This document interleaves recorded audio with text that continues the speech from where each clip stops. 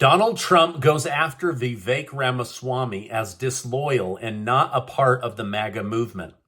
All signs are pointing towards Joe Biden being the reason behind the war that is on the verge of breaking out in the Middle East. I'll explain why and give you some intimate details. Also, Ukraine has allowed an American journalist by the name of Gonzalo Lira to die in their custody simply because he had the stones to criticize Volodymyr Zelensky and admit Ukraine was losing to Russia. Thank you so much for liking and sharing these videos. It really helps me out, so thank you so much. Last week, President Joe Biden labeled the Houthis as terrorists when questioned by reporters. However, this seemingly contradicts his previous decision to remove the Houthis from their terrorist designation in early 2021 after he replaced Donald Trump. Now, under the previous designation, the group was cut off from the international banking system and traveling, which made it harder for them to fund terrorism and make plans with other countries. Now, former Pentagon Chief of Staff Kash Patel explained the effects of this to Breitbart News by stating, "When you remove the designation like the Biden administration did, you allow them to travel freely. You allow them to engage in business with our allies. You allow Iran to pay them, and we don't have a recourse. Since they're not a designated terrorist organization operationally and intelligence-wise, they're not a priority to take out. They're not a priority for intelligence collection purposes." Now, unfortunately, Biden's short-sighted actions may have funded the war that is on the verge of breaking out in the Red Sea.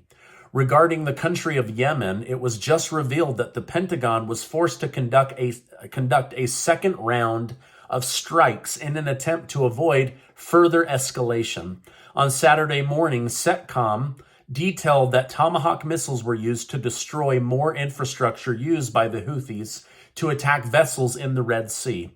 This was likely in response to the group's commitment to continue with the attacks after they were bombarded by the United States and their allies, such as the United Kingdom.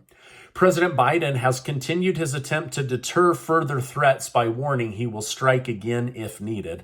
So he is taking good actions according to my military contacts, but his actions from 2021 have likely resulted in why we're seeing this aggression and this coordinated effort in the Middle East to begin with. Former President Donald Trump is now labeling Joe Biden and his administration as a war-hungry party as of the 2024 campaign.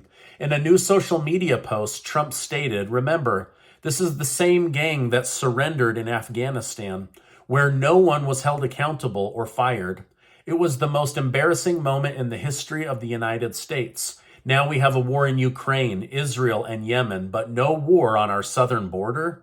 Oh, that makes a lot of sense. Crooked Joe Biden is the worst president in the history of the United States." Obviously, these two don't like each other, but let me know in the comments. Does Donald Trump have any truth to what he's saying? Or is this just verbal attacks on your political opponent? Let me know down below, please. Now, speaking of our southern border, House Speaker Mike Johnson is now pushing against members of his own party who want to compromise with Democrats. For instance, Republican Senator James Lankford is currently looking to allow 5,000 migrants per day, increasing green cards by 50,000 a year, and issue work permits to everyone released into the United States. Mike Johnson responded to this proposal by stating, "Absolutely not," and has continued to stand firm on reinstating the Remain in Mexico policy before Ukraine aid can be approved. Now, if you notice, many of the benefits Lankford is looking for would actually increase the incentive for migrants to want to come here illegally, whereas Johnson's proposal would make coming here more difficult and less enticing. So my guess is the Republicans are going to have to band together and push for the Remain in Mexico to be the new process going forward. Who is this Lankford guy? Let 5,000 people illegally come into the country every single day? Is he crazy? Wow. Oof. All right, now, Even though Donald Trump and Vivek Ramaswamy are on the same page in regards to most of their political issues and ideas, Trump has seemingly realized that praising him too much may have hurt his performance. In a recent social media post, Donald Trump stated, "Vivek started his campaign as a great supporter, the best president in generations, etc. Unfortunately, now all he does is disguise his support in the form of deceitful campaign tricks. Very sly, but a vote for Vivek is a vote for the other side. Don't get duped by this. Vote for Trump. Don't waste your vote. Vivek is not MAGA." Now, I like Vivek Ramaswamy. I see what Donald Trump is saying, but let me know down below. Is this just part of the game of becoming president and it's the Iowa caucus? Or do you think Trump is really saying there's something about Vivek that needs to be monitored? I don't know. Let me know your thoughts in the comments down below. Again, I don't hate on Vivek. I actually like him. I've had him on the show a couple of times. Now, in Trump's defense, Ramaswamy has attempted to paint a second Trump presidency as impossible. He even did that on my show by pointing out that he's under attack by very powerful people. But at the end of the day, the two are competing, so this tone from Donald Trump doesn't surprise me at all. On top of this, Ramaswamy reposted a comment from Matt Walsh in which he basically stated he doesn't care about the recent attacks on Vivek because Trump is just playing the game of politics. Both of these guys likely have a ton of respect for each other, but again, at the end of the day, only one of them can fill the seat at the White House. So my guess is behind the scenes, they're still friendly, but when it comes to getting your vote, of course, they're going to say what they have to say to get you to vote for them. Now, all eyes are on the Iowa caucus, where the winner will typically be seen as receiving the endorsement of that state. While the nomination is important, Trump lost Iowa in 2016, but still won the presidency. So it's not a 100% determining factor for whether someone will become president. Now, to be fair, Trump has gained a lot of popularity since then, and it's showing in the polls. As of now, Trump leads Nikki Haley by 34 points.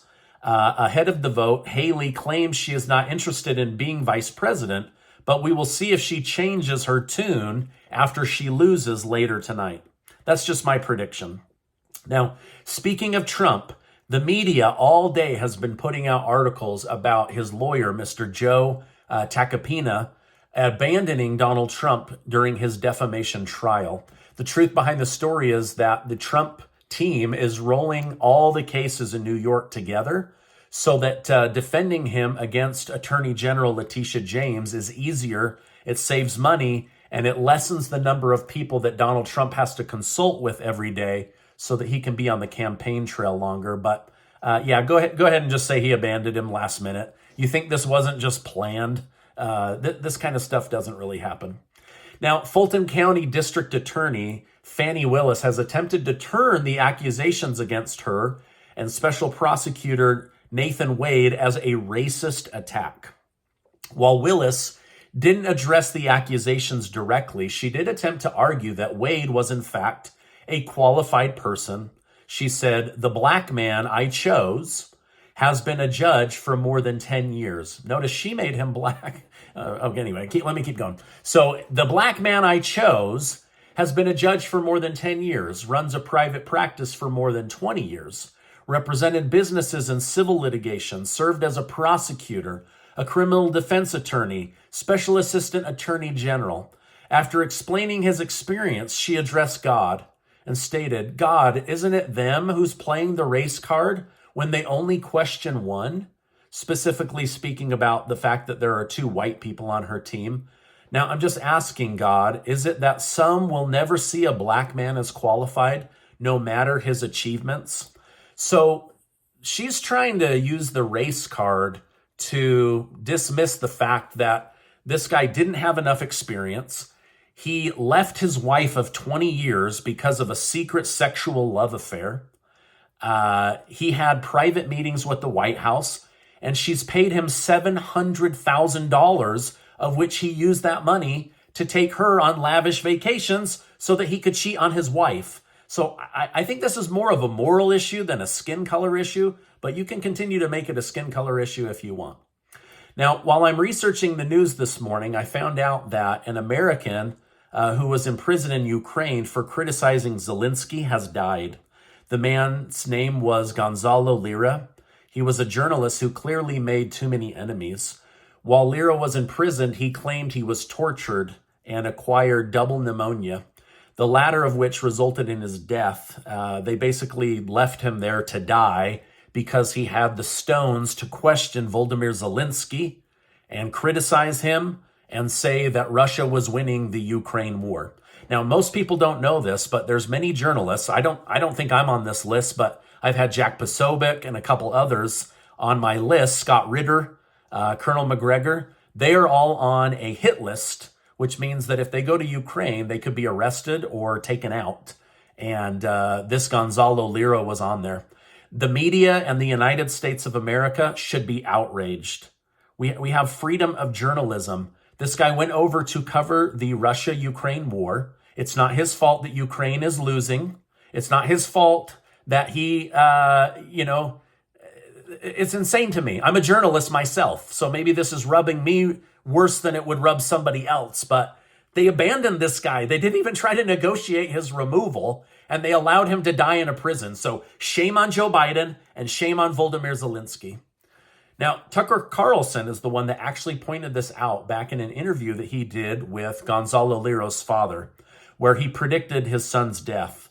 Now, on the other hand, Ramaswamy stated as president, this would be just another reason for him to remove America from this pointless foreign war. Ramaswamy stated, "We're subsidizing the persecution of American journalists. Imagine if they had done this in Russia, there would be outrage." Why is there no outrage that Ukraine and the president of Ukraine allowed an American journalist to rot in jail, be tortured in jail, and die in jail?